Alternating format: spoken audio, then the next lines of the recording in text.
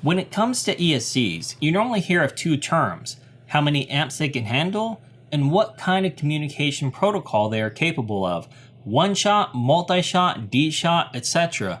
But what does that mean? And why do all these names have shot in them? Well, I don't really understand the whole shot thing, but I can tell you some of the differences between these protocols. So grab a drink and let's get started.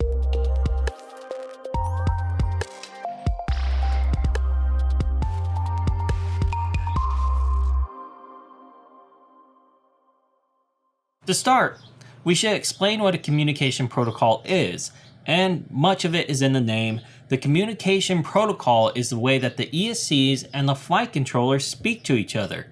Think of it as a married couple having a conversation. Clear, direct, uninterrupted communication will probably get things done quicker than unclear arguing where they constantly interrupt each other. So let's start with the basic. PWM, or pulse width modulation, has been the de facto standard in ESC communication until these last couple years. And although it's the oldest and the slowest, it's still generally supported by most new hardware as well. Basically, the wider the pulses, the more throttle.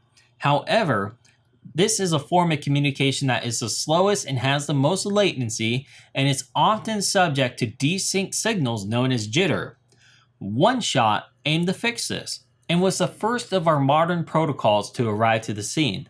The firmware developers decided to sync the ESC signal to the PID loop of the flight controller, removing the jitter of PWM.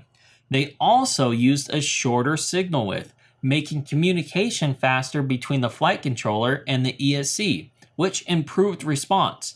In short, Oneshot 125 is 8 times faster than the original PWM protocol. Oneshot 125 was only introduced in 2015, but we still have a long way to go on this list thanks to the boom of acrobatic quadcopters and quad racing. The next new kid to the scene was an advancement to the Oneshot protocol called Oneshot 42. The fact that 42 sounds less than 125 led to a lot of confusion, but the 42 is indeed faster than the 125 version, being about 3 times faster than Oneshot 125 and 24 times faster than PWM. While the world was excited about the advancement of Oneshot over PWM, the developers over at RS2K were working on 2 major projects. One of these was raceflight that we're not going to cover here, but the other one was Multishot. Multishot was a protocol completely different from Oneshot, considerably faster, and had some pretty high hardware requirements when it was introduced. Running about 10 times faster than Oneshot 125, that even made it faster than Oneshot 42, and was the new dream of quad builders everywhere. Until the developers of Oneshot, Flydrino, introduced Dshot, that is. Dshot is the first digital protocol produced and had a number of advantages over all the analog protocols that we've already talked about. A few notable ones are no longer having to calibrate your ESCs, the signal being more accurate and less susceptible to electrical noise, a higher resolution, or better said, a higher number of steps between minimum and maximum throttle, and the ability for the ESC to detect and reject corrupted data.